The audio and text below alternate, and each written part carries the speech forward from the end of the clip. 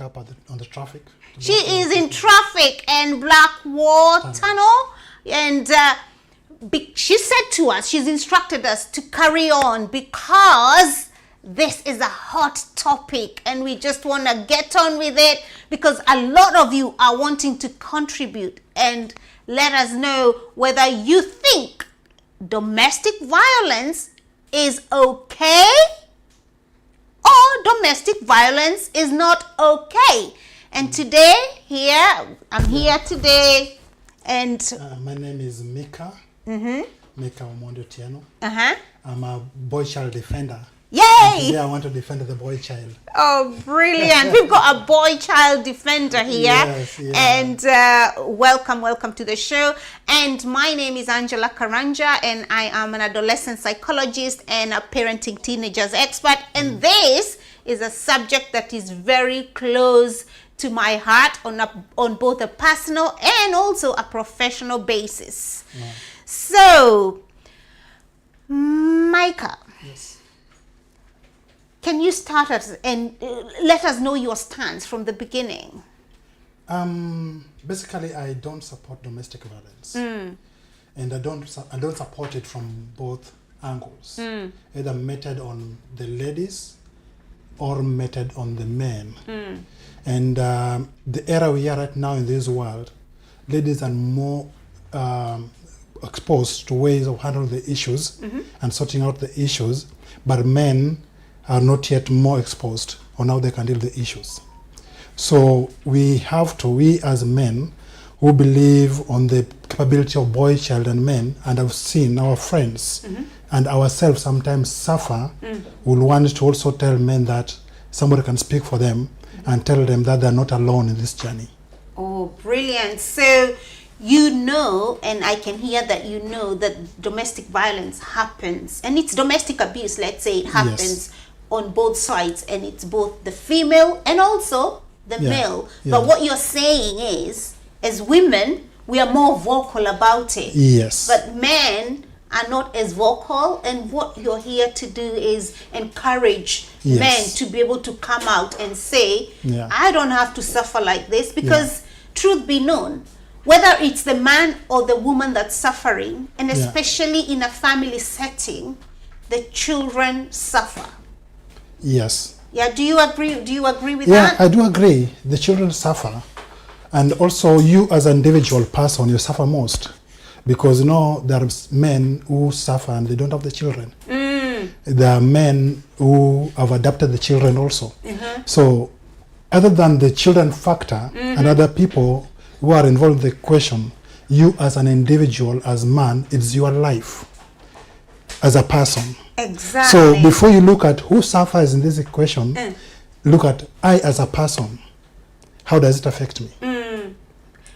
And in terms of, I mean, of course, I can speak maybe on the side of women. Yes. When you think about men, how do you think this affects them? Yeah, this brings us back to actually what domestic violence is, or what gender-based violence is all about. And the definitions that occurs on the female side is actually the same definitions on the male side. They are the same. They're the same. The difference is that the female gender has got more avenues of speaking out, and they have been trained to learn that they can speak it out at any point. Oh, great. But we, male gender, we have less avenues. We have not been exposed to institutions which are able to sort it and trust our instincts, to trust our words, and believe that what a man is saying is actually the truth. You find there are men who are being beaten in the house. There are men who are being abused financially. There are men who have been being abused sexually. You fail to, you be manipulated. If you do something, you don't get your conjugal right the whole month, the whole year. That's domestic abuse. It is domestic abuse. It is domestic abuse. So when you talk about, so today we are covering all the spectrum, because it's a big spectrum. You talked about financial abuse, you talked about sexual abuse, and of course there is the physical abuse, and then there is also psychological abuse. Yes, yeah. So if you want to talk about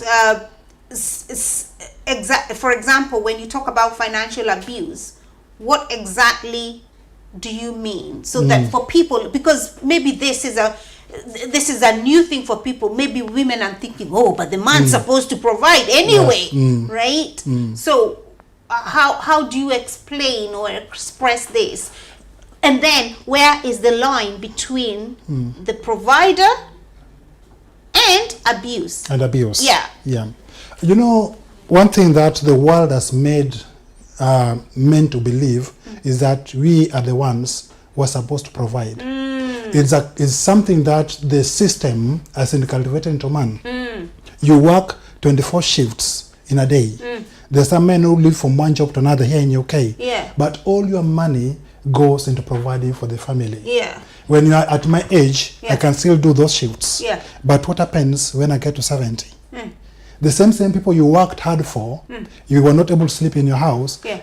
I tell you, you are so stupid, you didn't have any saving.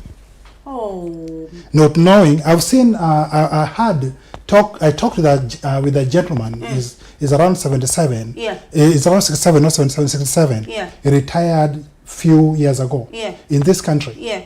But now he's suffering, having worked all his life. Yeah. But the people he worked for took to school, paid their bills, and asked them, where are your savings? Whoa. So Where did you take your savings to? So for now, we have been made as men to believe that for the families to thrive, we have to live above what we can get. So man always will go out every day to live above your limits, so that you can please the woman and the children. Exactly. Yeah, let's put it clear. Yeah. The woman and the children. Not knowing when the children gets to 18, 19, 20, they'll move out. Yes. And they're still going to remain there as a man. Oh my goodness. And funnily enough, even me speaking here, it's easier for me to send my mother 10 pounds, 20 pounds than sending my dad. Whoa. It naturally comes that way. Yeah. So if you don't prepare as a man, at that time that you're not able to work anymore, then it becomes an issue. Then again, another thing is, we men, we are trying to live standards which we are not able to. Yeah. Do you think the society has conditioned us, has conditioned the man as well, that you must be striving, Yes. right? And then it has also conditioned the woman, I must look up to you, you must provide, you must do this, you must do this. And even that name in itself, provider, at what point did, people quote all sorts, maybe some people are religious, they quote biblical, what you're the provider and all that. And where do you think it originated from? Where do you think it originated from? Yeah, as you had said, people quote very many sources. I've heard all those, yeah. Yes, and I'm a very religious person. I know the verses, the sections in Quran and Bible which people quote that the man is supposed to be the provider. The same quotes which happen says that the woman should be submissive. Yes. And she'll be there to provide for the husband, to be available for the husband. Yes. Does that happen now? No. So now, so one question: if, for example, if then the woman is completely available to you, you would not mind being the provider. Is that what you're saying? No, that's actually not what I'm saying. What I'm saying is bringing the why people say men has to provide. But you have to recognize that things are changing. Yes. And the world is changing. World is not the same. The economy is different. Yes. Yeah. And sometimes I'm a Christian, yes. and sometimes people interpret the Bible, but I tell them interpret the Bible, interpret the Quran in the current reality. Exactly. Exactly. It is true. Moses used the rod and struck the Red Sea and it parted into two. That's the Bible. Yes. But now, will I, Micah, take the rod and go to River Thames and strike the Thames and Toppens? No, because it's not relevant. You don't need to do that. Yes. There's you use I suppose we use that wisdom for the current need, like you said, for the current situation. So let me ask you another thing I wanted to ask you is, I think you've explained a little bit about financial abuse. In terms of, for example, on your side, sexual abuse, how would you, for people who are listening thinking, oh, you mean men are sexually abused, right? Yeah. Can you explain to us? Because I mean, I would like to speak about the women, but I'm sure a lot of people have had the women's story. They've had our stories over and over again. But this is very, very interesting and also very intriguing. So in terms of sexual abuse, how would you say like men are abused sexually? First, I would like to bring this discussion into not only domestic violence, but open it a little bit wider to the sexual abuses. We know in this country there's something called rent for sex. There's something called rent for sex. Yeah? It doesn't only happen to ladies only. Yes. It also happens to men. Okay. To boys in this country. And some of the boys in this country have found themselves in jail because they did not speak out when these things started happening. Oh, tell us more about that. Explain. For example, I want to give an example by myself. In this country, I used to stay in Clapham Junction. And I was living in a house. And my landlady was a live-out landlady. But she will come once in a while to do the cleaning and the stuff, you know, do the things and the stuff. But at some point, I noticed my room is not usually the way I leave it. Okay. You'll notice, you could see the footprints in the room. Yes. Somebody like me, in my previous experience, my previous work, I will easily recognize if there's any disturbance anywhere. Yes. So I will easily pick out there's a disturbance in my room. So I told myself I need to put a camera in my room. Okay. So I placed a camera in my room. Then it's your room, and you yes, have the right to. So to I will see this lady come do the cleaning, and eventually, because she had rented almost the whole house, and I thought she was walking around, and I would see her sleep on my bed. Oh. So at some point, I came and asked her that. My bed is always disturbed. Who's sleeping on my bed? There's nobody else who has the key to my room, but you might be having the key to my room because you are my landlady. Yeah. And this is a matter which has gone to court in this land. Whoa. It's a matter which went to court, and I ensure I followed because I took that serious thing very seriously. Yes. Because if I would not have taken it seriously, I'm the one who would have ended up in court. Okay. Because at the end of the day, I was going to refuse the advances. But by refusing the advances, I will tell you what actually happened. Yes. If I would not have Can documented... you see I'm coming over here? I want to see here. If I would not have documented the whole thing, I would have been the one now in the jail. Yeah, you'd have lost the case. That's the thing. And that happens to many people. Yeah. You see it, you notice this is happening, but because you are a man by nature, you don't want people to hear your story. Yes. You have in-laws, you have children, you have family members, you want to hide. Yes. At the end of the day, it's going to become extortion. And then you're the one that's suffering. You're going to be the one going to jail.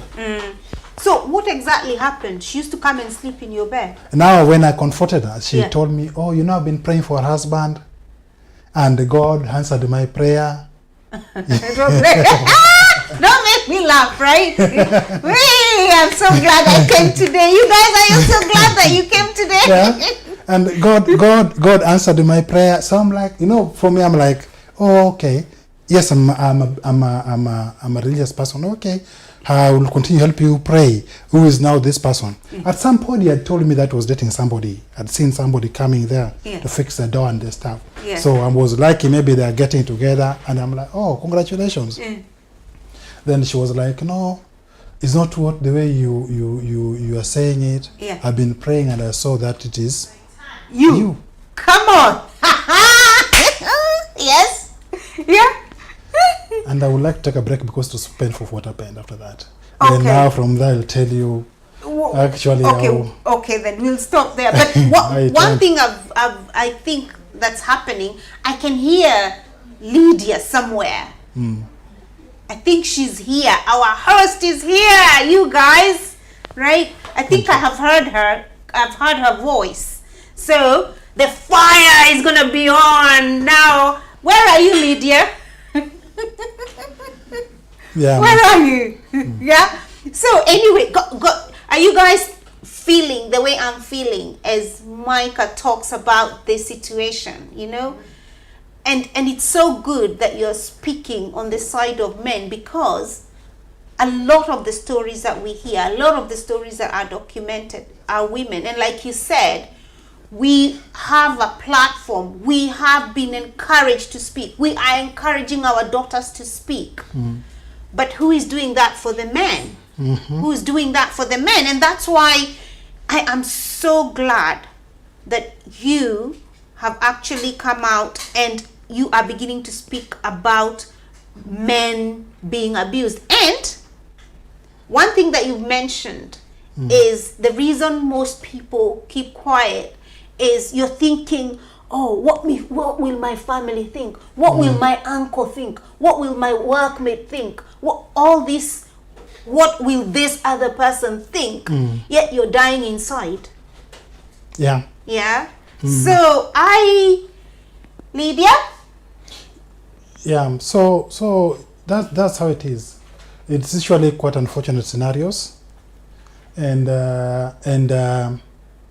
it was an interesting one. Do you want to wait for when Lydia pops in to carry on, or? I don't want to repeat the story. So yeah, that's the thing. That's what I'm thinking. Same thing. Yeah. So I will not want to repeat the story, but I'll continue the story when Lydia comes in. Okay. But what I want to emphasize that it's not the first time I have seen such. I have seen it more in my friends. Oh. People had confided in me and told me that, Mike, you know, this is what's happening. But I don't want so and so to know. Oh, gosh. So I have decided to buy it off. Whoa. And that situation is not even you who initiated. There's a lady who jumped into your car, started everything, and blackmailed you on it. Whoa. Do you know, as a man, you can also be raped?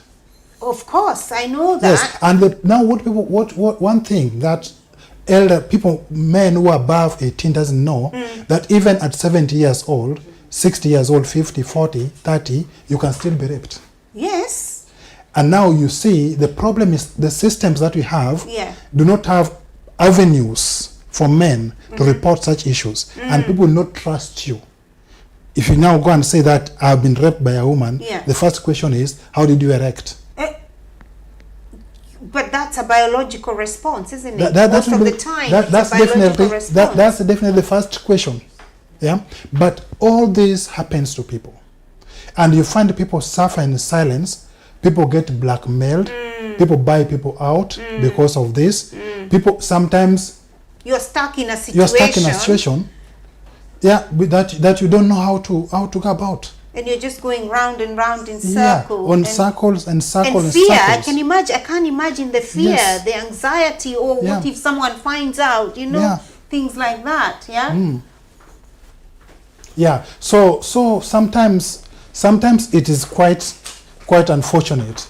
Sometimes it's quite unfortunate, and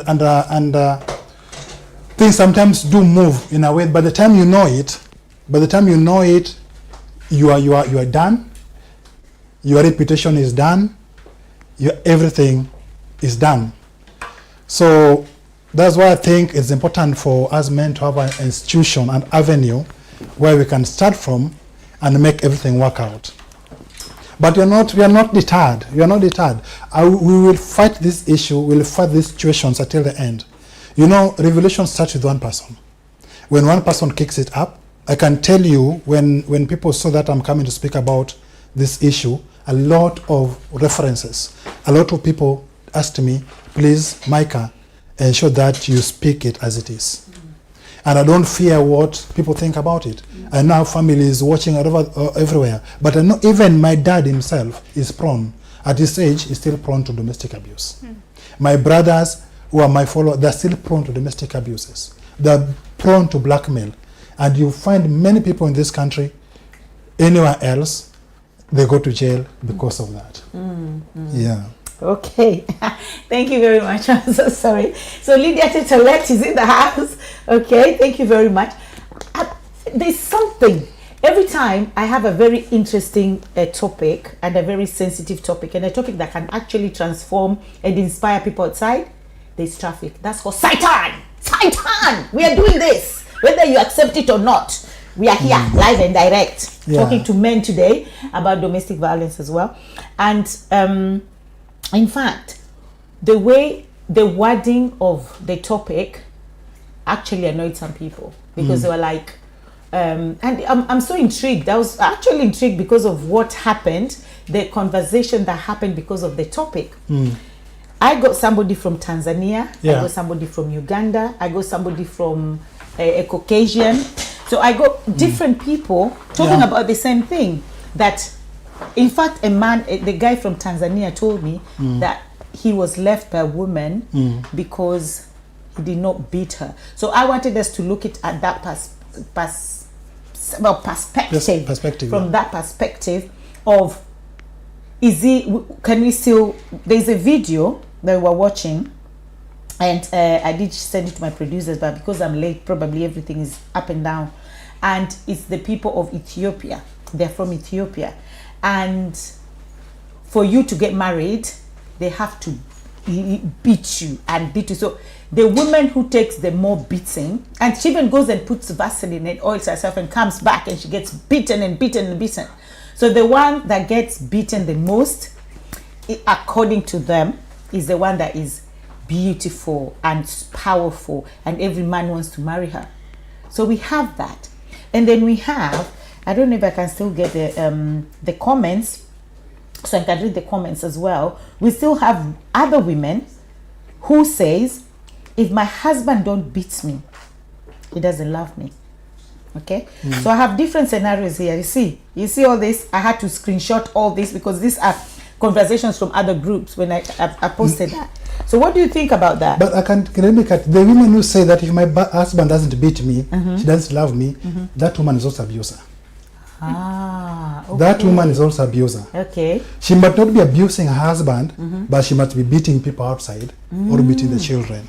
Okay. So it's a kind of mental thing that she wants, kind of satisfaction that she wants to feel because she's menting it on somebody else. Wow. Okay. I know you guys are having a conversation, and thank you very much, very much. Oh my God, I'm shrubby. I've lived with Kikuyus too long. Jesus, help me. So, I want to say thank you very much, Angela. You look gorgeous, by the way. Thank you. And thank you very much. Triple Joe knows why I look gorgeous, so I'll leave it there. So I just want to say thank you for taking over and starting the show. And that's why the Bible says that always be ready in and out of season. So when I called and I said, you guys, and you're just like, yes, I can do this. So thank you very much for that. And also thank you very much, my guest. I've not actually properly introduced, but I know you've introduced yourself. Yeah. But I also want to say thank you. And also for you as a man, to actually come out and speak about this taboo. You know, this is a totally taboo. In fact, there are some people who will hate us for just talking about this. Whether they're pastors, Christians, Muslims, whatever, it doesn't matter. It cuts across. Whether they're blacks, they're white, Chinese. Domestic violence is a taboo for a lot of people to talk about. So for a man now to come and say it, I'll shake your hands. Thank you very much. Thank you very much. Yeah. So, but I wanted just to see it from that perspective. And I know you've said those women are also abusers, according to you. The women who say, oh, my husband has to beat me, blah, blah, blah. They're abusers. But what do you think, Angela? I had never thought of it like that. But for you to actually egg someone, do this bad thing to me, I agree with yes. I had actually never thought you've brought something, and maybe in psychology that's what we call projection. You know, you're doing the thing that it's you that actually does it, but you're doing the thing so that both of you can be on the same level. So you're the same level. So maybe the day she says, this one beat me. Oh, but you're the one that asked me to beat you. You know, it was like a joint decision. Yeah, so that I had never thought of it like that. That's why it's so important to have these conversations. Yeah. Wow, that's really strange, because this guy said, and this one is actually from Tanzania. So he spoke in Swahili, very deep Swahili that I had to read and reread. He said, wapo wengi hawa usipo dunda ananuna. He was trying to be poetic as well. Can you speak in English? It's English. Okay. Let me speak in English, because our guests are cut across. So that means there are so many, because of the topic, because our topic today was, if he doesn't beat me, he doesn't love me. So when I posted it, this girl from Tanzania came up and said, there are so many women like that if you don't beat them, they are upset. They want to be beaten. So I now said, wow, that's strange. And then he answered back and he said, in fact, his girlfriend left him because of that, because he couldn't beat her, so he left. And then another one, there were so many, and then another one from a Ugandan guy now says his own family, his own sister had to leave the husband because the husband wasn't beating her, and the husband was like, I don't know how to do that. Wow. So the husband wasn't beating her. And then there's this long one. Look at all this. This one is so long I can't even read it. These ones are so long. And this other one, that's what I'm saying, he cuts across. This one is a lady in Germany. She said when she moved in Germany, it was a Caucasian couple. Yeah. The lady always wanted to be beaten. And if she's not beaten, she's upset. So one day she was like, this guy is always beating this girl. So one day she just intervened, just intervened. And the girl was like, no, I like it. I like pain. I like to be beaten. Maybe so they're what we call what are they called? Masochism? Masochism? Something like that? I think there's something that pain is curing that person. And it might not be a good thing. Of course it's not. I was about to say trauma. It can be a trauma, or it can be something else. But at the end of the day, it will be the turn for this lady to beat you, and you're going to get yourself in the grave. But the guy left and married a girl that now he doesn't beat. So he was not even enjoying that either. He was just doing it because the girl wanted it done. So he left the girl and married someone else. It's interesting when you say that, because earlier, before Lydia popped in, you talked about men being sexually abused. Yeah, and that sounds like that. You're being forced to do something that you actually don't want to do. Exactly. Yeah, and this is crazy. It is. And I think that's why I wanted this topic, because for us to just speak to the women out there who have this mentality that you have to beat me. So that's why I was researching, and I saw that tribe in Ethiopia, and I was like, whoa. I think I would have stayed single for the rest of my life. No way someone is beating me like that. And they said they were enjoying it. They were enjoying it. They've got these deep marks on that. You shared that video, and I was cringing, and as I was looking at it, I'm thinking, how can you even endure something like that? They have deep cuts on their back. Deep cuts. Yeah. I don't know if my producer can show it up. If he can, fine. If he can't, it's okay as well. Just because my producers, is it possible to show that video up? I'm not sure yet. No? Okay. If you go, guys, and just Google, it's a YouTube thing. It's a YouTube thing, and it's a tribe from Ethiopia. They are called Hama tribe, Hamar, Hama tribe in Ethiopia. And see their culture.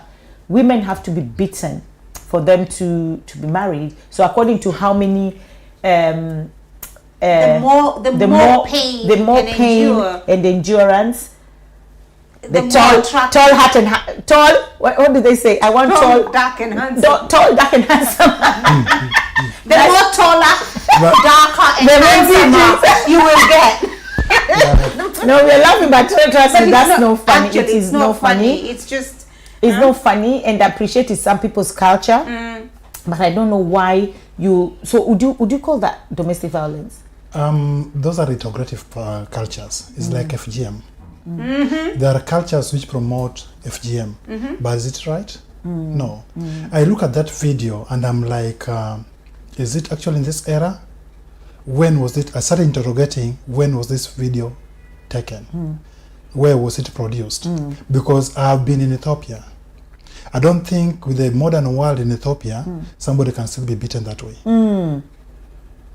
With the old systems that we have in Ethiopia, it's nobody, I don't think. So I started questioning that video.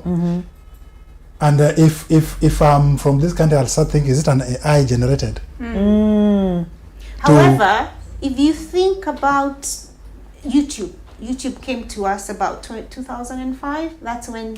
That means it was still happening at that point. At that point, yeah. But if GM was still happening until but if even GM today, is still happening, it's still happening today. It's still happening today. So it is possible It is, that video is actually it's recent, actually current. yeah. and they're still doing And it they're up still to doing now. it because unfortunately as a people, sometimes we will defend something even though it's killing us, because that's what we've always known.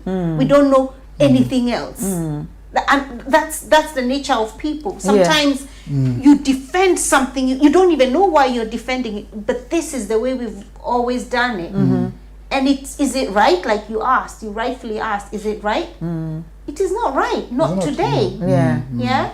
It's like FGM, they do it Exactly. anyway. And even parents, and that is why I don't understand with some things. It's not even about education. It's not even about, I don't know what it is. It's conditioning. Yeah, It's conditioning. it It's is. culture conditioning. And that's why I keep saying sometimes you can defend, you don't even know. It's like it's like an addiction. It's like, how would you explain addiction? Why are you still taking this thing that is ruining your life?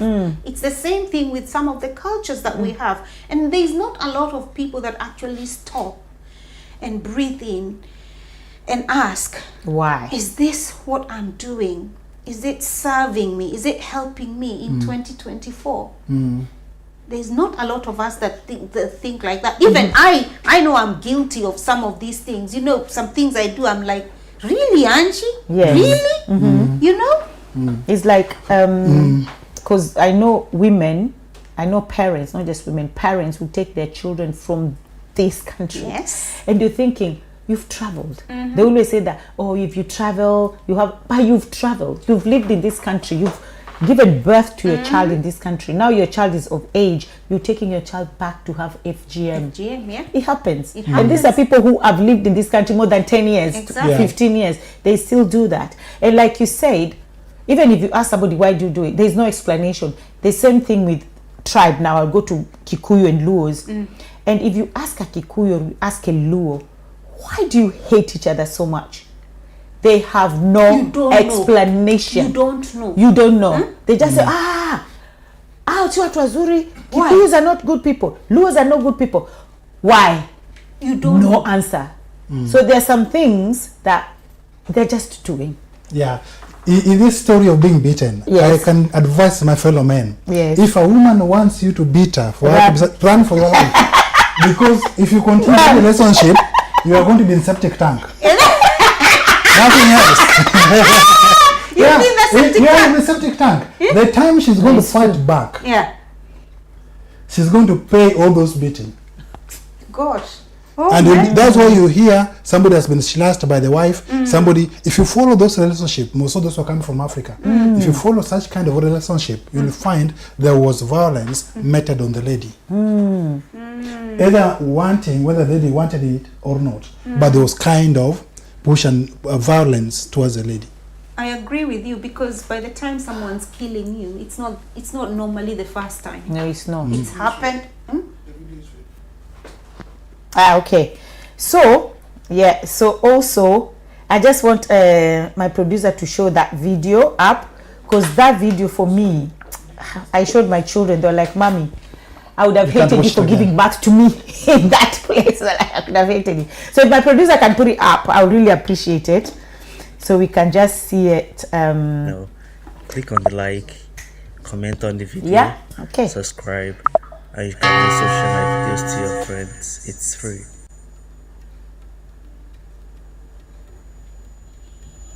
Traditions are one thing in Africa that cannot be brushed aside, and Ethiopia is another good example of great tradition in which women from the Hama tribe in Ethiopia get with to demonstrate their love for their men.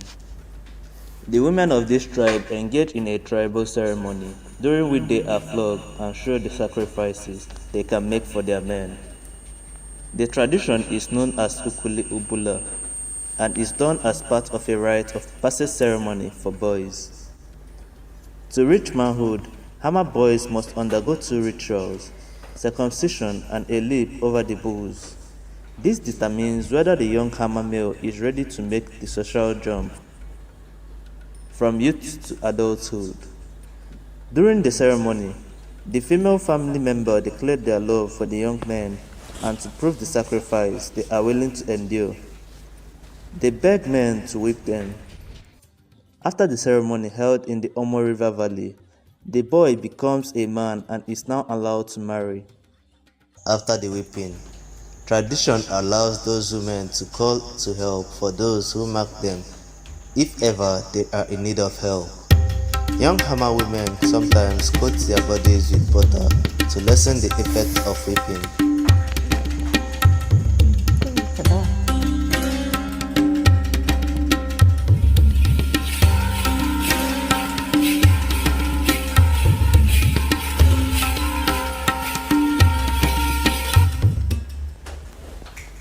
All right, that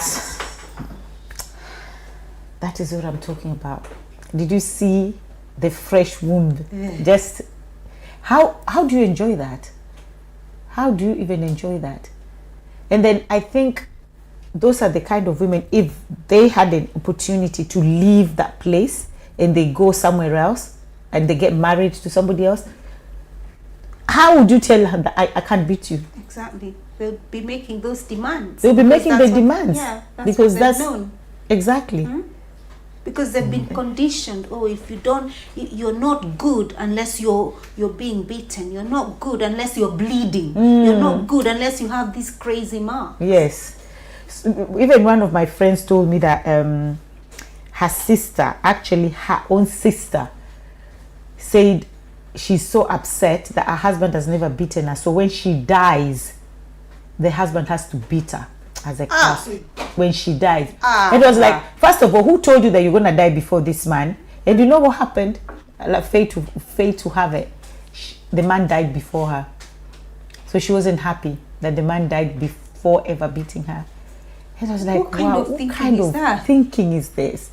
So to the extent that you want to be beaten after you're dead, you won't even feel any pain. So what was that for? That's just that's why we are saying it's like madness, you know. Oh my God, somebody said domestic is something I will never accept in my life. I was born in a family where my mom was beaten like every day. Hata kwa makosa yetu watoto, even us makosa yetu watoto, even when it wasn't our fault, it was our fault as children. And the last time she was beaten up for 8 hours and ended up being mentally mad for 6 months in the hospital. From that day, nimepeana, I will never tolerate such violence in my life. Just divorced for similar thing now. It's a year, and that's the best decision and hardest I've ever made in my life. Let's stop such cycle, please. Do you know, I want to add something on that, that text. Domestic violence has got a form of following generations. A cycle, there's a cycle. For those who are religious a little bit, will say it is a curse. Is a curse meted on a family. Like you'll find there is a family that prostitution is their way of life. There's a family that alcohol is on the line. Are you saying? Domestic violence, if your grandmother was beaten, your grandfather was beaten, your mom or your father will be on that level. Unless now you decide to intentionally get out of it, then it's going to follow you and tell your children. Are you saying? So the reason why she's done a good thing is because she had decided to cut it off. To say, for me, I'm not taking the beating. What she has done is to save the next generation. Yes. To save the next generation by exposing them to something different. Exactly. If she would have continued that marriage, then she would have carried the violence to her children. Exactly. So I really appreciate prouder for living. And the same, I want to tell men, when you see it is coming, don't wait. You are not going to be the first man to be divorced. That's Yeah, right. you better you divorce. I'm telling for me, the young people of my age. Speak to the men. Yeah. Yes, For speak me, to the men, for me, please. the young people of my age, I tell better you divorce at 30, 40 than waiting to be chased away or beaten at 62 to 70. Wow. Most of us we are here. We have lived in this land. Most men are being chased out at what age? Yes. I know one of my friends. When they're old. Yes, not when you're productive. Yeah. My friend was Yeah? beaten when he was 60 and they cut his Yes. head open. You remember that story? Yeah. Yeah. He was 60. Yeah, when you are now getting into your time that you're no longer productive, listen, okay, you're productive but do not have that much energy to start afresh, that's when it hits you most. But these things, you can see them as much as early as 30. When your wife starts manipulating you, when your wife starts demanding money from you, when your wife starts putting you to live a life that you're not able to afford. If you cannot able to afford her now, when you are 30, you are 40, you are working 4 shifts, you How are will not you- able to afford her now, how will you satisfy her when you are 80? She will still go and leave you at 80. So better you stop now, downgrade and look for somebody cheaper whom you can be able to afford.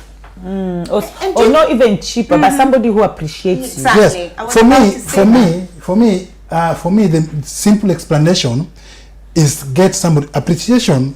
There's not in what I've seen so far. Appreciation is a word that people use, but it doesn't most time appear in the relationship. Is what you bring and what she brings. If you bring what's enough for her, then the term now comes appreciation, love, good emotions, and the stuff. When you're able to provide more than her. When the lady provides more than you, now the man shows appreciation, love, emotions, and the stuff. So it's always what you bring on the table, That what determines the appreciation. the appreciation. That's the reality in this world. That's the ladies knows that is the reality. That's why ladies most of the time will stick to a man who provides. Okay. But men want to keep on running day and night until they run their heads mad, trying to please somebody who is not seeing the efforts being made. As a boy or as a gentleman now 34 years, 40 years, doing 4 shifts, 2 shifts in a day, you work 18 hours in a day so that you can provide for 2 children. Then put yourself in 8 years to do, when you are now 62, you are not able to do 6 hours. The level that you are doing right now is still being expected at that point. So my clear talk to boys is very clear. Put yourself to the standard that you can now. If your girlfriend is asking you for a Mercedes Benz and you can only afford Toyota, go for that one of Toyota. Leave this one for Mercedes Benz, look for somebody for Mercedes Benz. You can afford that.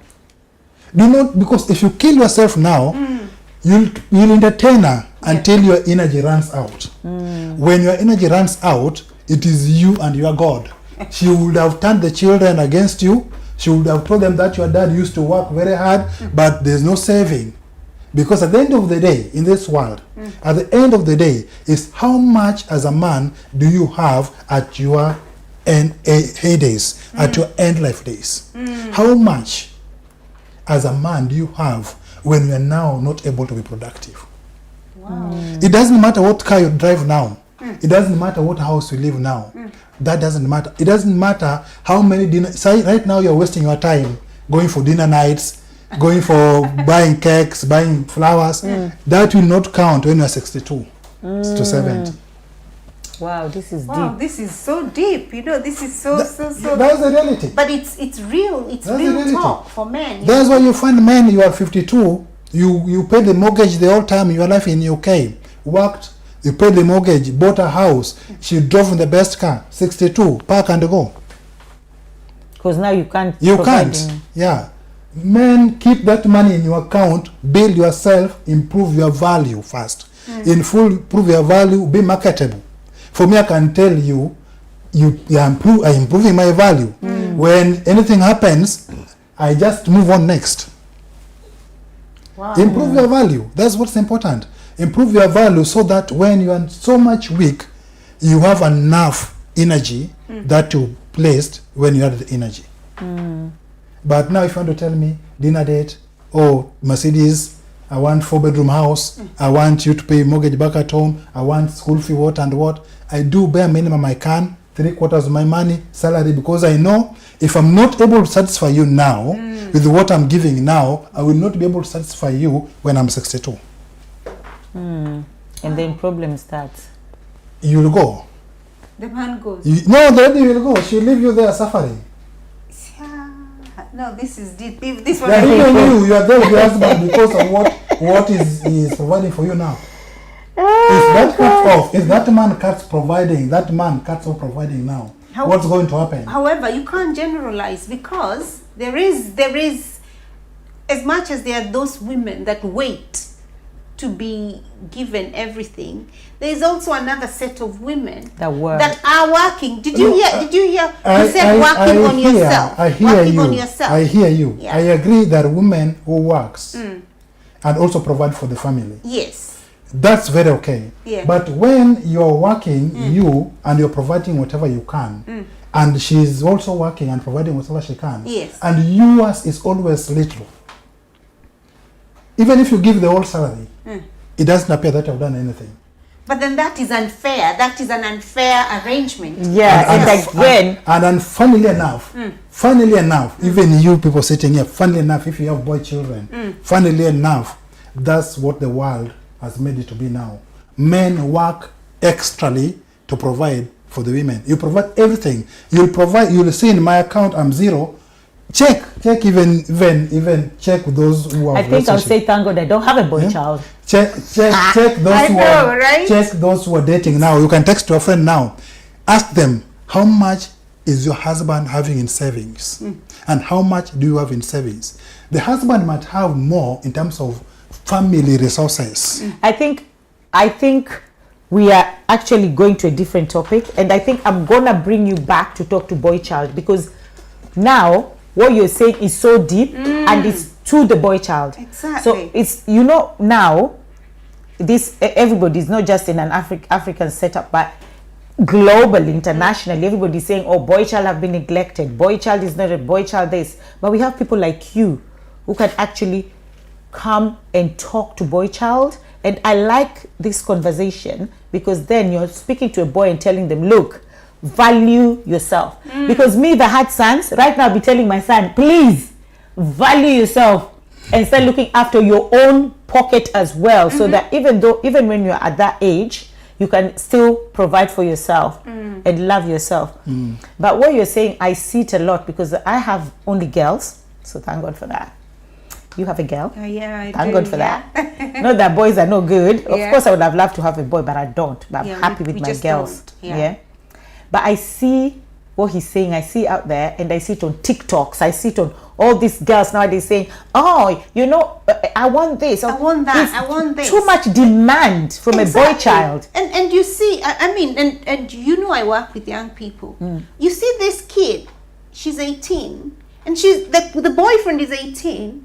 She's expecting all this, and I'm thinking, that is someone's child. Where are they supposed to have got all these things that you're asking for? And then, so what do? They jump over, so they don't go with the 18-year-old, 19-year-old, Yep. because the 19-year-old Cannot don't have provide, anything. So exactly. they start going with these Older 30 people. older people who can provide.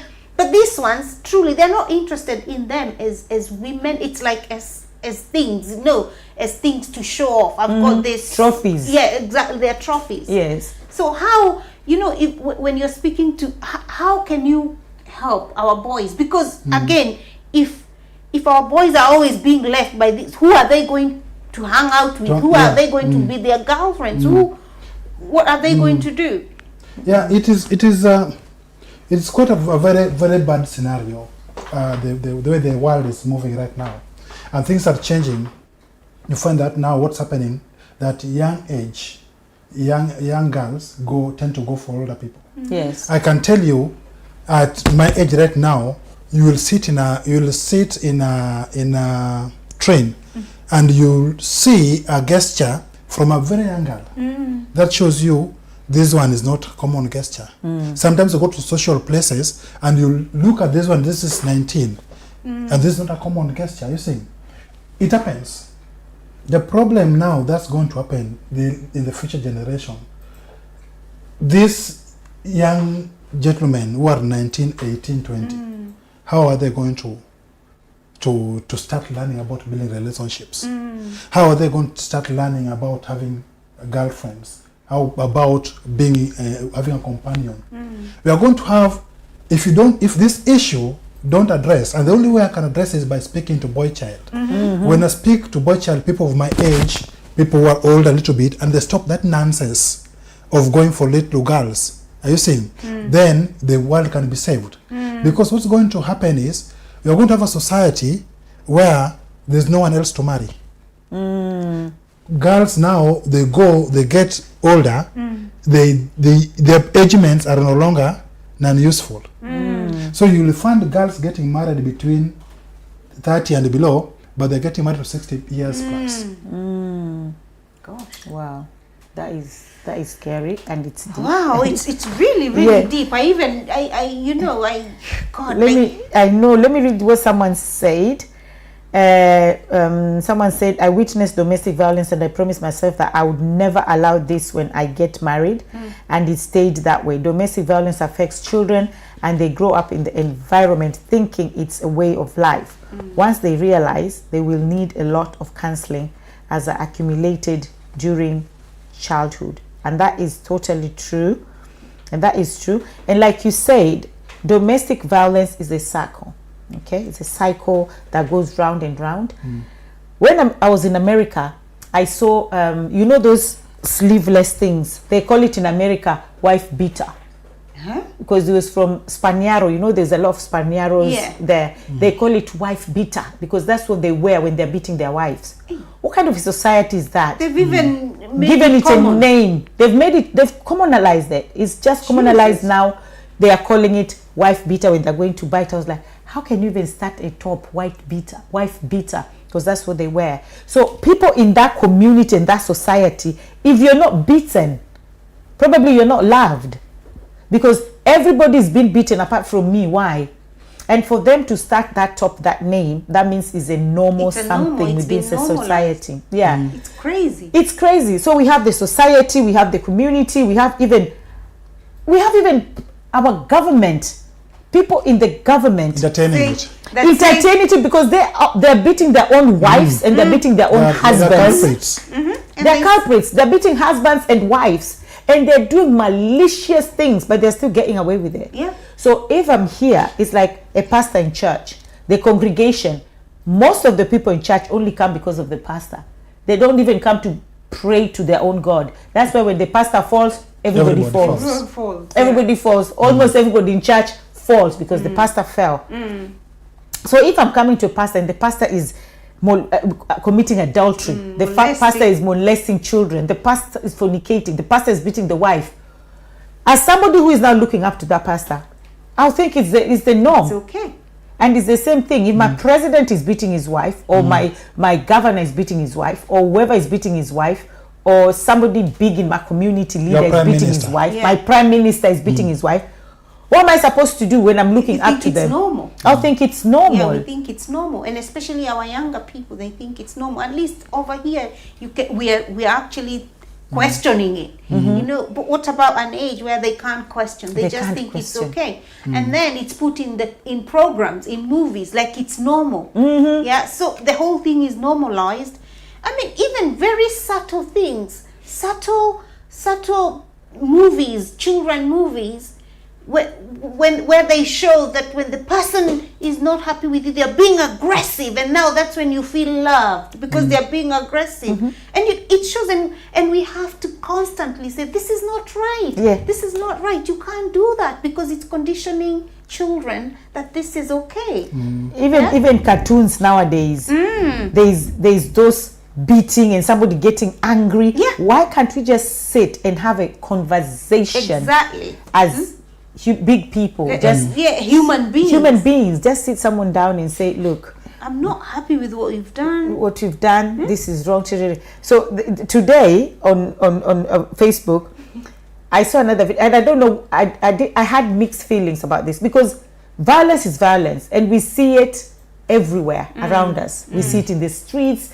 We see one woman. How many videos are going around about women beating their husbands, their drunkard husbands, because they're drunk? Exactly. So your husband comes home drunk, You're beating your husband, your children are there watching. Yeah. Some even say, Daddy, so I'm okay with a pig. Like, seriously.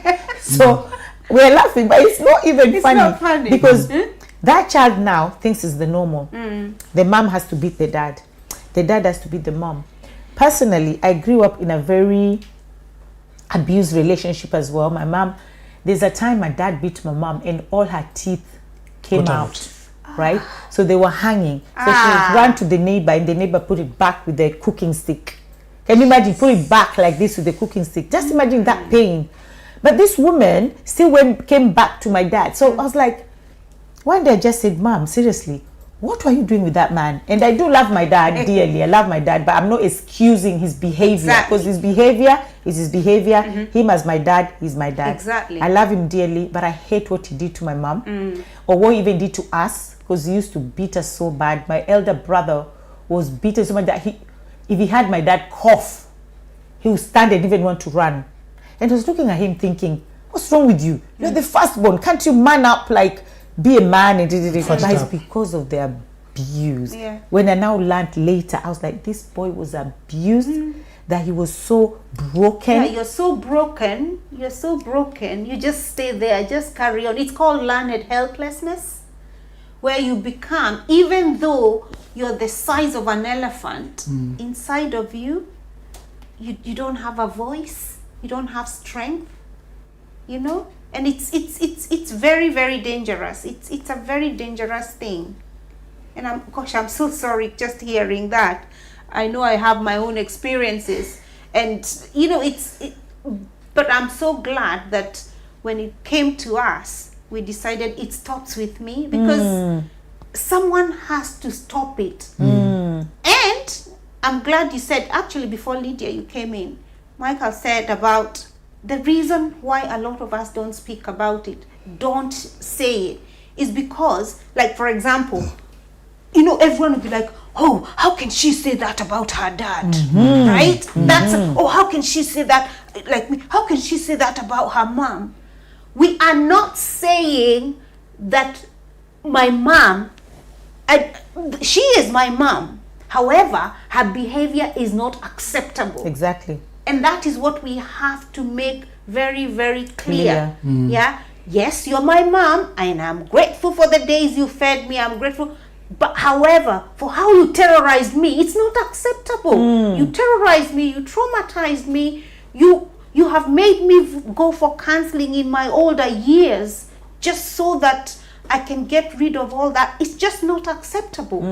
Yeah. But then we are quieted. Oh, you know, we don't talk badly That's about taboo. our children, our Our parents. parents. You don't talk badly about. No, we're not talking badly about our parents. We're talking about Their the bad behavior. That's the thing, that people need to separate behavior and the person. Exactly. But And because we don't separate it, that's where we're like, oh, I don't want to talk about my dad, because if I talk about my dad, you're not talking about you're talking about his behavior, and my dad's behavior was really, really bad. Yes. And that's why now a lot of people always say, oh, I love the relationship you have with your children. I love the way your children are close.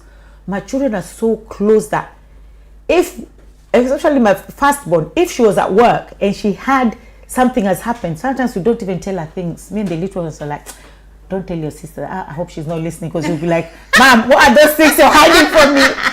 That is how she protects us, because she saw what I went through. You see, so I put her through that trauma because I didn't know. you didn't know Don't know how to anything get out. else. I didn't know anything else either. I didn't want to get out, because it was like, what are Yeah. they going to say? What are they going to say? So as much as we are talking to people who are affected, Yes. the victims, we also need to talk to the society. Yeah. And you know, sometimes the reason you might find you stayed longer and you suffered more. I did. Because you did not know the right time to get out. Yes. It's true. It's something that we have as human being, and more so now let me come back to men. Men who suffers abuse do not know the right time to get out. You stick there and boom, divorce, and you get that man in coma, hospitalized, oxygen, because he was not expecting everything.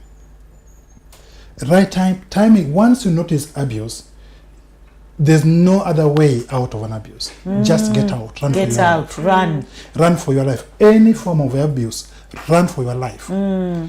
You can run for your life permanently or run for your life temporarily, give that person time. But when it's come to physical, my sincere advice to men, run permanently. there are many women here who cannot beat you. Yeah. It's true. You look for the next one and start another family. The same applies to women. Yeah. Whenever you see somebody laying hands on you, that's the maximum. For me, other abuses are okay. They're not. Little bit. They're No, not. let me retract Especially my- mental let- one. let me- That's let the me- one that ends people in let psychiatric me retract. hospitals. Let me retract my statement. Please Yes. Let me retract my statement. Other abuses are not as okay in terms of rating for me. The one that breaks off everything is the physical one. Yeah, but it's true though, because that's the one that they can just hit you once and you That's- die. That's- With the yeah. mental one, it grows, It gets gradually, yeah. gradually. I get what you're saying. And by the time it comes to the physical, Yeah. the others Oh, yeah. had already Already. happened. That's So true. so that's It's the last one should break it off. Once your wife puts a hand on you, or your husband. or your husband puts a hand on you, Or the or boyfriend. the boyfriend, or the girlfriend, Girlfriend. How can you even allow a boyfriend or girlfriend to take your phone and drops on the floor and it Exactly. hits your leg. That's it. That should be the cut-off point for you. Because that shows that already there was financial abuse in it, already there was sexual abuse on it, already there was emotional abuse on it, physical tops it up. Yes. Now when it comes to physical, all these other ones have been done. You know, Yes. like, because it doesn't start just pa. No, it Yeah. doesn't. It's slowly. It starts from. They why separate are you from your friends. Yeah, they're like, why are you wearing those shoes? Yes. That's what the sluts wear. I don't like red lipstick.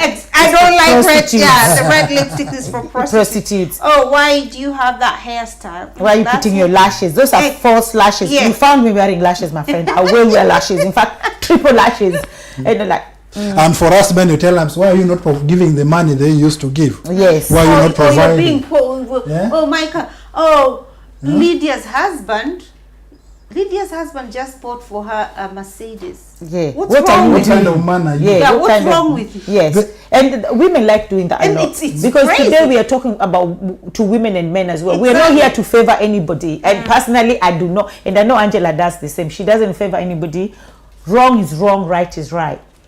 A lot of women like doing that. Look at you. Look at you. What are you even wearing? Eh? Hey, Lydia's husband, and you don't even know what happens in Lydia's know. house. You don't even know if it's the one who bought that car. You don't know if that car is on hire purchase. You don't know how that car was bought, with what money. You don't know if Lydia's husband went and killed somebody, God forbid. Exactly. You don't know if he stole a bank. You don't know. But you just see what you see. And this also happens with parenting. I know we'll come to parenting as well. When parents compare, because one day there was this child, and this child was at 17 already. She was not a virgin already. She had had sex, smoking weed, doing this. But her mom, her parents didn't know that. And they kept comparing this auntie kept on comparing her daughter. Why can't you be like her?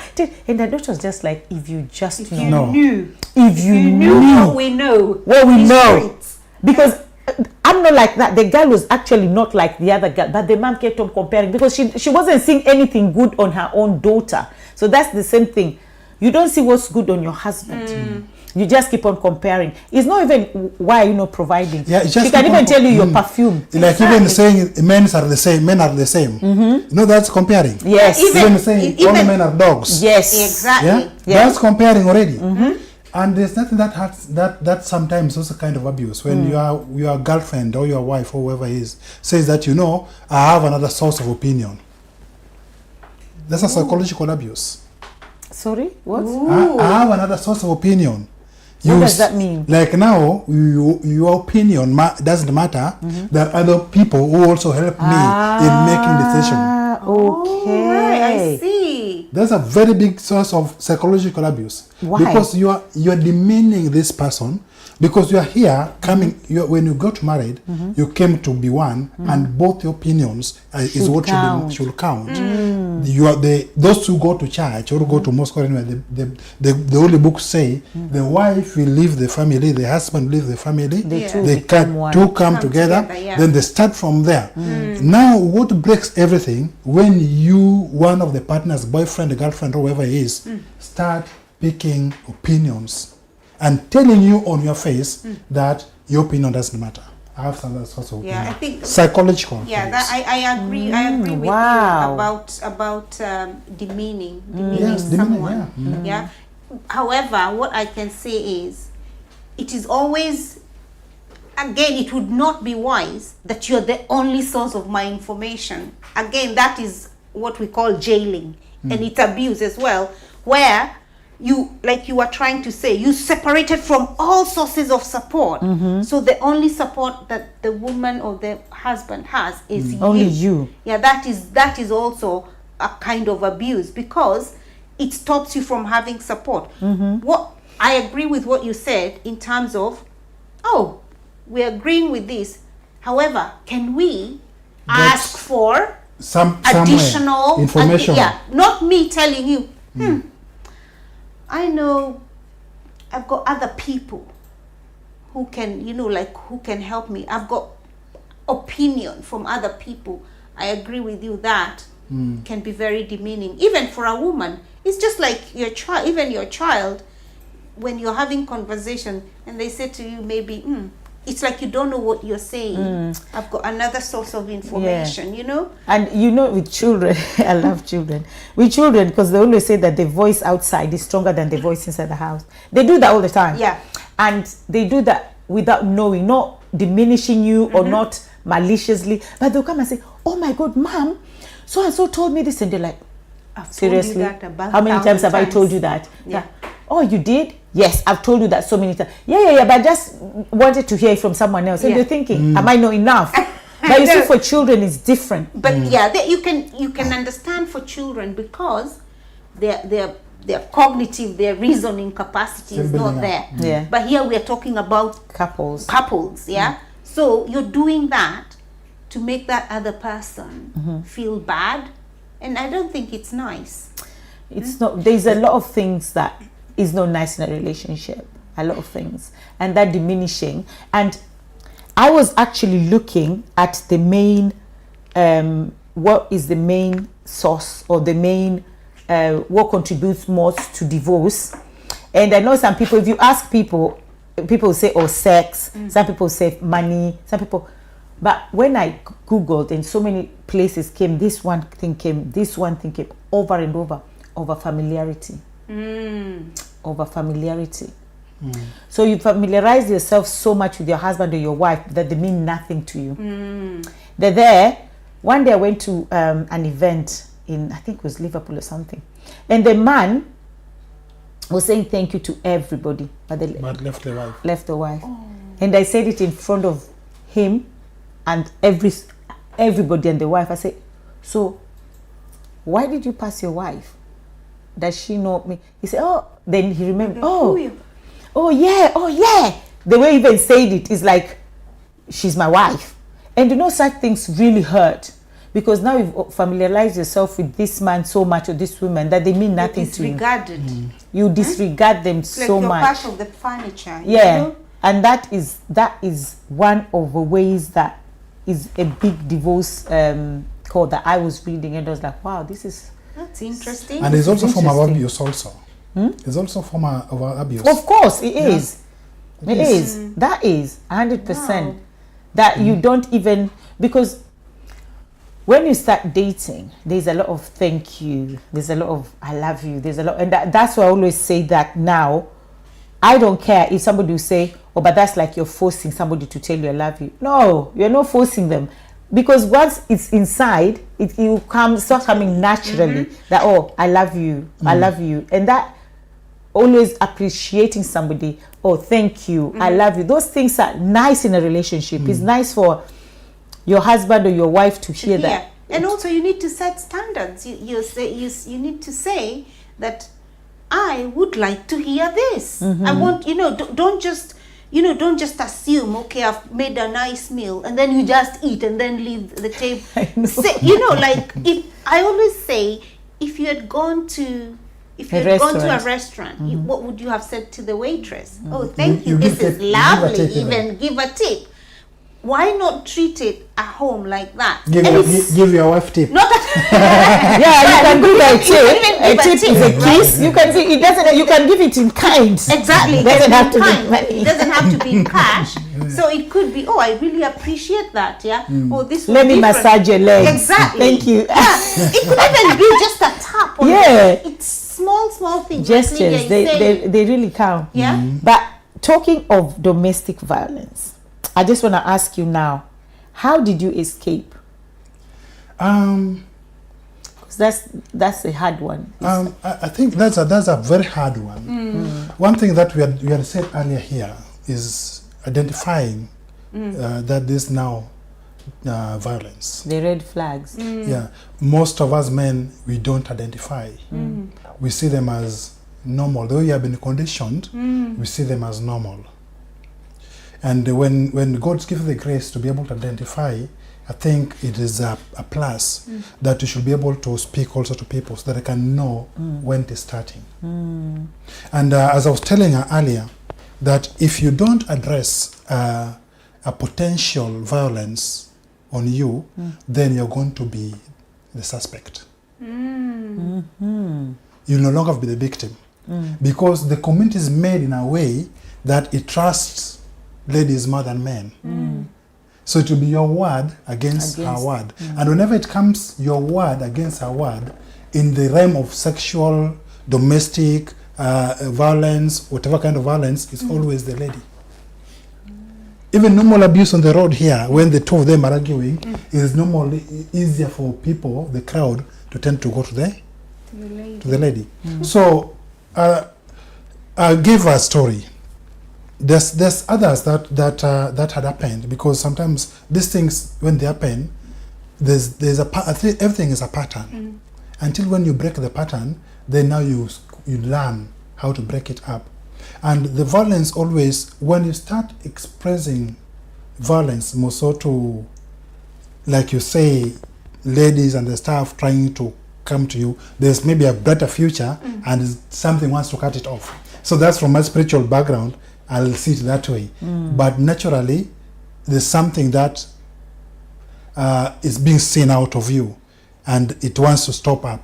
Are you saying, if you give in into it, then you lose your values and your morals? I gave an example I want to give an example of what the recent one here, that I was telling her that not only ladies get these arrangements of rent for sex. It's not only women only in this land. We have also men who have got into this arrangement not knowingly and wanting, they just found themselves there. I was telling about my situation. I used to live in Clampam Junction, and there's a matter that went to court, and the judgment was made, sentence was passed, and I was telling her, if I would not have picked it earlier, took the necessary precautions, I would have now been the suspect. Like now I would have been serving my jail term, waiting to come out. Because the way this lady acted later, even the police who took the footage, by the time I explained what happened, they already had trusted what was happening.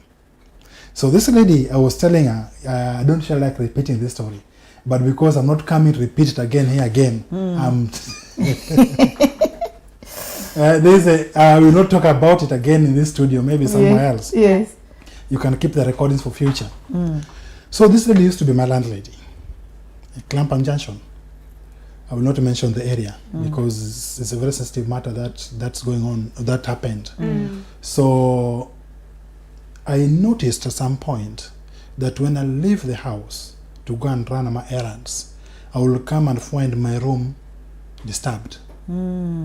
So this lady, what I came to understand later, that she was walking around, but had given out all the house. So she had nowhere to sleep. So she would get into my room and sleep into my room. So I got, there were a lot of disturbance, so I got like, what's happening in this room? So I asked her, I've been leaving my room in everything done, but sometimes I come and find the bed is not the way I did. Know everybody knows how you put the corners of your bed sheets, you know, how sometimes your pillows are. So say no, there's nobody and the stuff. Then my instinct kicked in, maybe because of my previous engagements. My instinct kicked in and told me, put cameras in your room. So I started putting on camera in my room. So at some point, she came and I saw her sleep on the bed, covered herself and slept. So I asked her later that, what are you doing in my bed? And she was like, no, I just came to check and to clean and the stuff. She used to come and clean, which was as a landlady, you'll come and do that sometimes and check your house and the stuff. There's nothing more. So I actually another day I got her physically on my bed. So I told her, okay, why are you sleeping on my bed? And now the answer was very interesting. That, you know, I've been praying for her husband. After some talk, that's to cut the story short, because I've been praying for her husband. I think God has God has answered my prayer. What?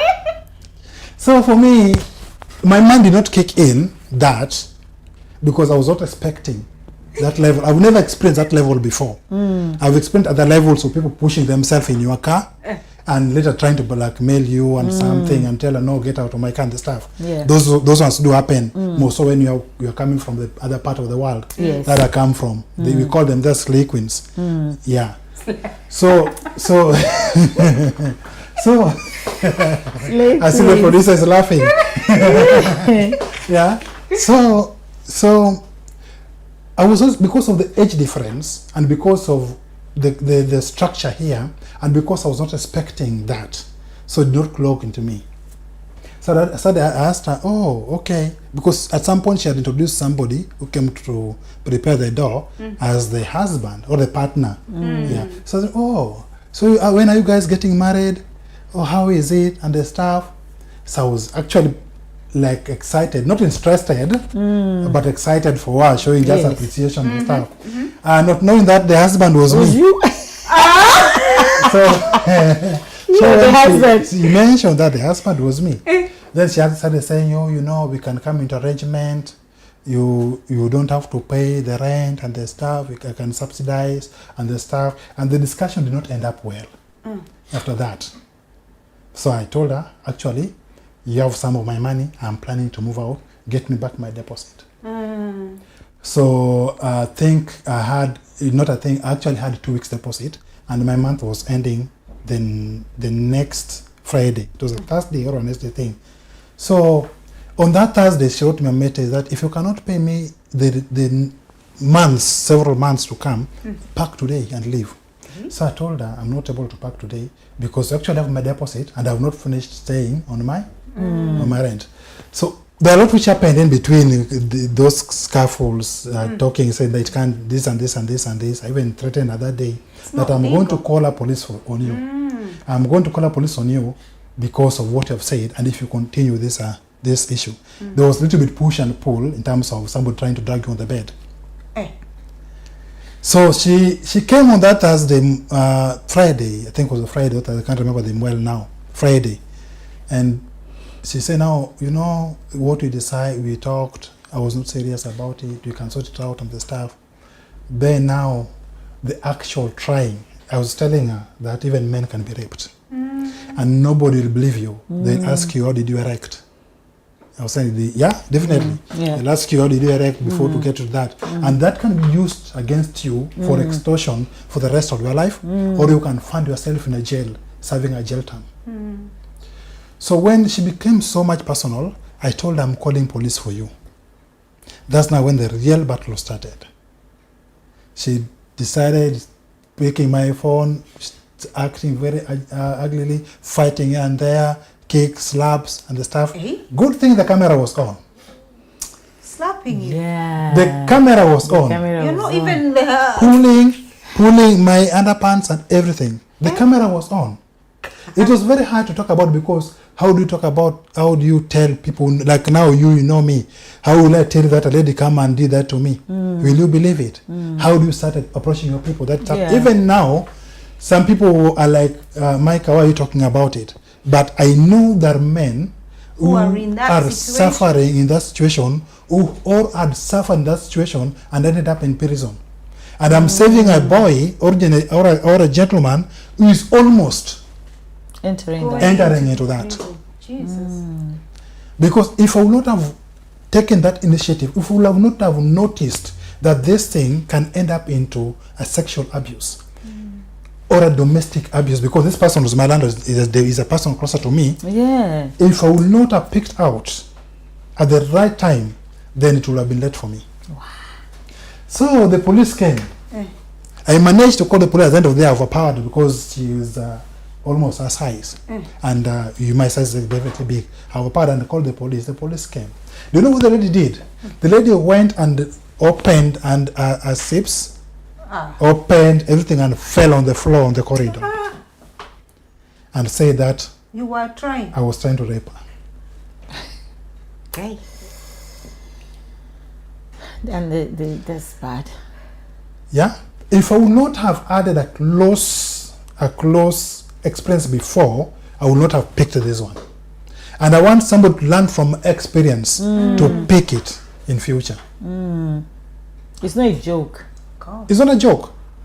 And that is 24 years life imprisonment. Wow. Wow. Our whole life destroyed. So everything happened. She did a drama. Police came, still crying, did a drama. I think they first came two gentlemen, and the gentlemen were like, why did you do this? And they started asking, questioning, what are you doing here and the stuff. I'm the landlord, I came to do this and this and this and this.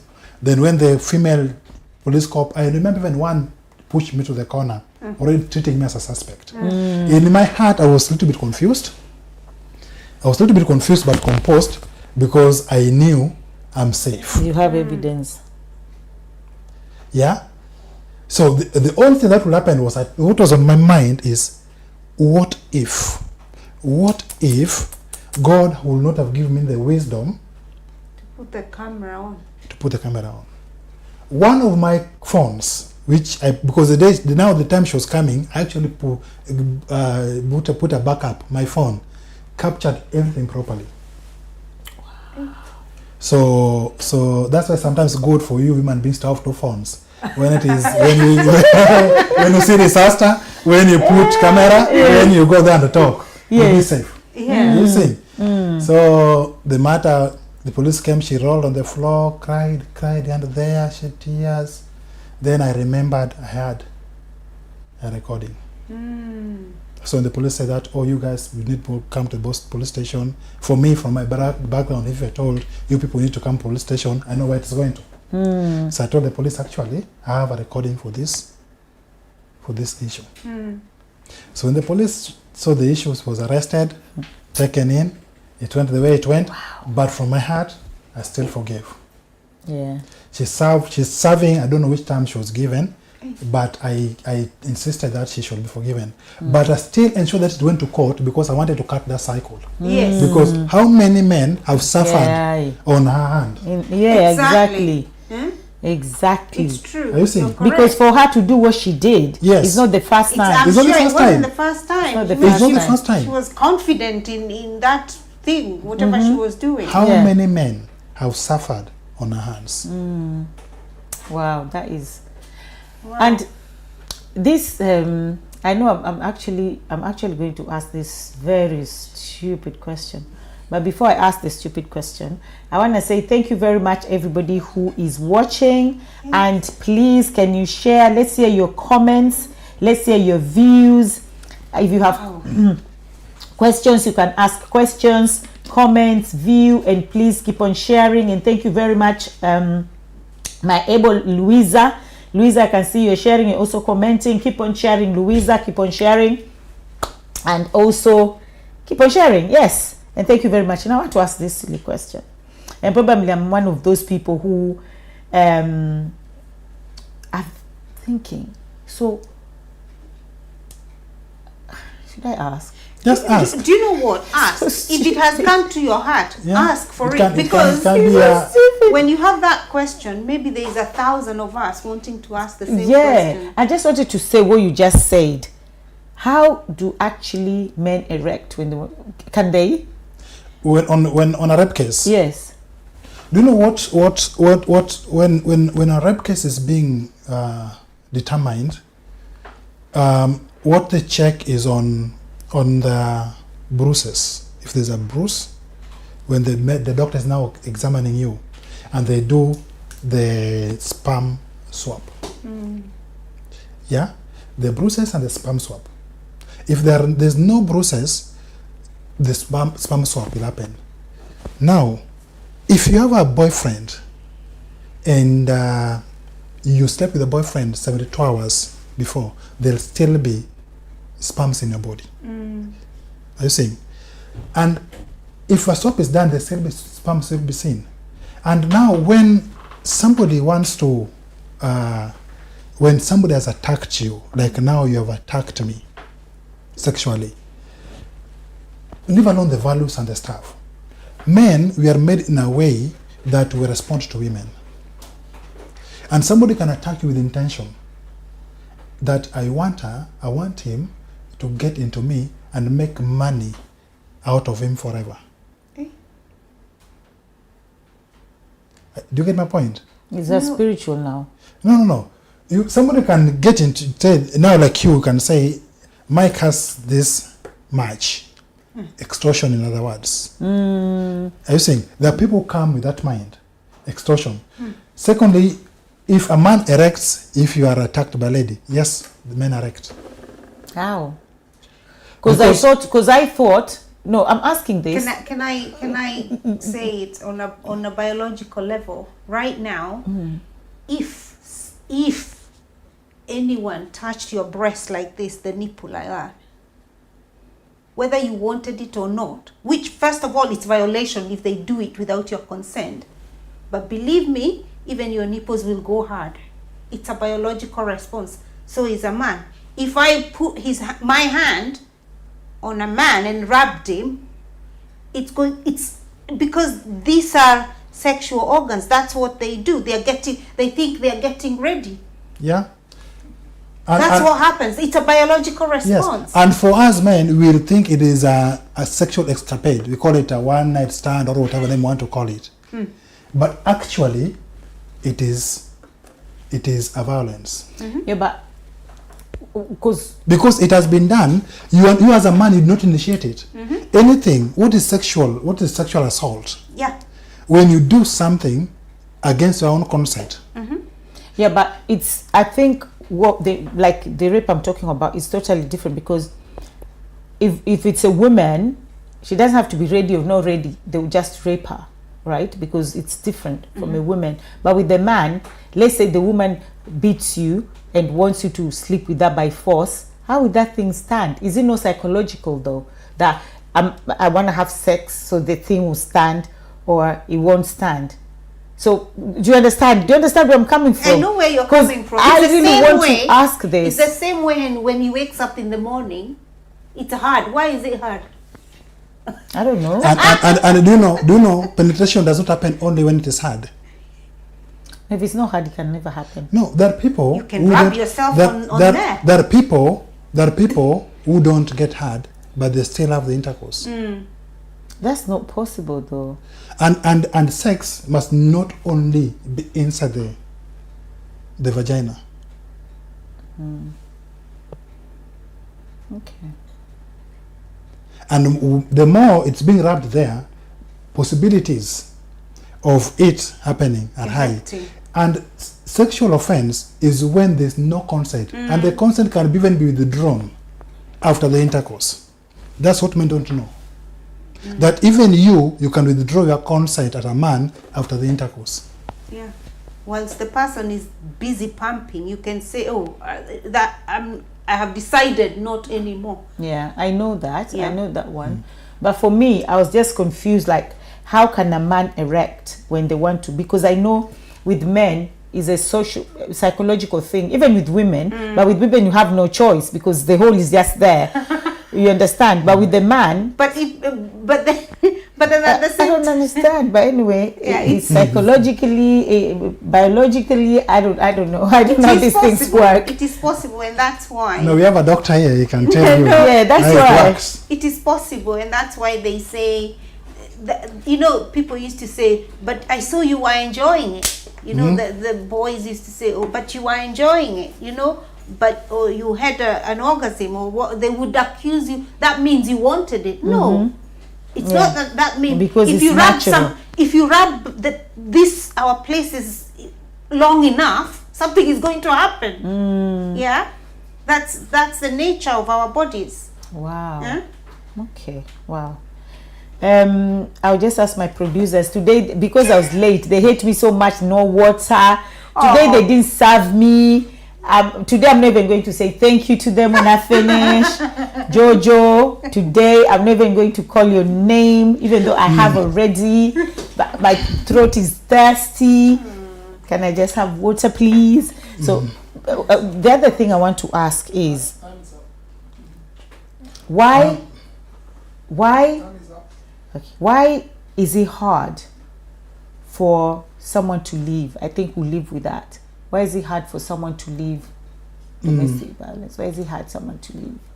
Do you know, speaking from the men perspective, the reason why it's hard to leave because you did not know the right time to leave. So when it becomes too late for you to leave, already you have suffered enough. You say, let me now continue with it. But what I can tell men, even at 70 or you are 80, is not yet late for you to leave. Okay. Know the timing. Not the time. Once you have seen there's any kind of abuse, try to address it. If it's not working out, know the timing to leave. Okay, that's Wow. fine. So because we are running out of time, I'm just going, because this domestic violence topic is not a topic for 1 hour, 2 hours, even 5 days is not enough. It's something that we need to talk about every day so that people can get it. So just your last statement, Angela, what would you like to say? Do you know, today I have heard things I had not heard before, and I'm so grateful for identifying Micah to come and speak, and especially on behalf of our young people. I wish I could get you to come and speak to some of my young boys, because sometimes I never know what to tell them. Yeah, and for you to be vulnerable enough to come and share your story, just remember it is not in vain. You have saved boys from around the world. You have done that, and I'm so grateful.